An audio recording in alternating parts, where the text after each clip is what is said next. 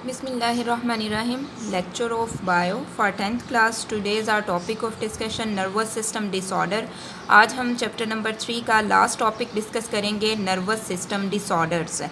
अब अगर तो कोई चीज़ प्रॉपरली फंक्शन कर रही है, कोई सिस्टम प्रॉपरली फंक्शन कर रहा है तो वो ऑर्डर्ड फॉर्म में है। लेकिन अगर उसमें कोई डिस्टर्बेंस आ जाती है, अगर उसमें कोई डिस्टर्बेंस आ गई है, कोई प्रॉब्लम आ गई है, तो उसे हम क्या कहेंगे? उसे हम कहेंगे डिसऑर्डर। उसे हम क्या कहेंगे? डिसऑर्डर। अब नर्वस सिस्टम में अगर कोई प्रॉब्लम आ गई है, डिस्टर्बेंस आ गई है, तो उसे नर्वस सिस्टम डिसऑर्डर कहेंगे। अब ये दो तरह के हैं, vascular disorder and functional disorder. Vascular disorders में आपके पास आ जाता है पैरालिसिस, जिसे फॉलेज कहते हैं, और फंक्शनल डिसऑर्डर्स में आपके पास आ जाता है एपिलिप्सी। एपिलिप्सी मिर्गी को कहते हैं। अब वास्कुलर डिसऑर्डर क्या है, इसको हम देखते हैं। अगर तो सेंट्रल नर्वस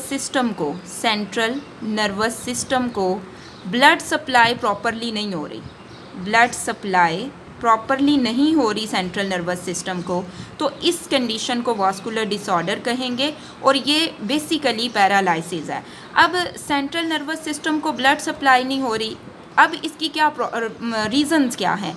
या तो सेंट्रल नर्वस सिस्टम में जो वेन्स हैं वो रप्चर हो गई हैं, यानी फट गई हैं, या फिर जो ब्लड वेसल्स हैं सेंट्रल नर्वस सिस्टम में, उनमें ब्लड जो है वो क्लॉट हो गया।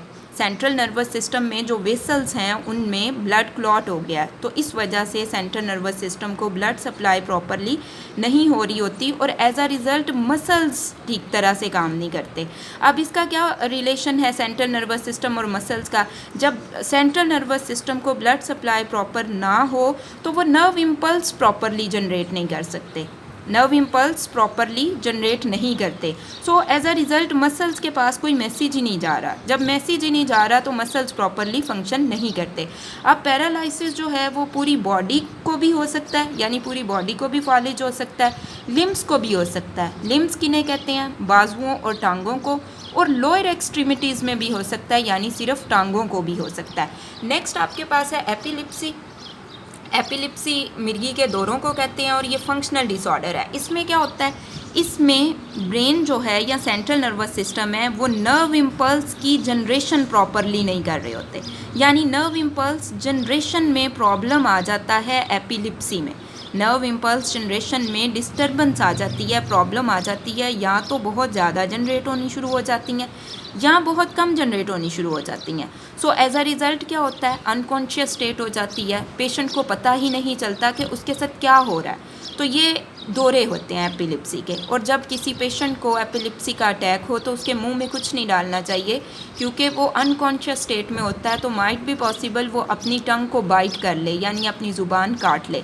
अब एपिलिप्सी के लिए कोई प्रॉपर ड्रग्स नहीं है, लेकिन एंटीलेप्टिक ड्रग्स जो हैं उनको यूज़ करके इसे टू सम एक्सटेंट इसका क्योर किया जा सकता है। यहाँ से आपको जो क्वेश्चन आएगा वो आप देख लें। क्वेश्चन आपको यहाँ से बनेगा, right note on disorders of nervous system. Right note on disorders of nervous system, इसमें आपने दोनों पॉइंट लिखने हैं, पैरालिसिस भी और एपिलिप्सी भी।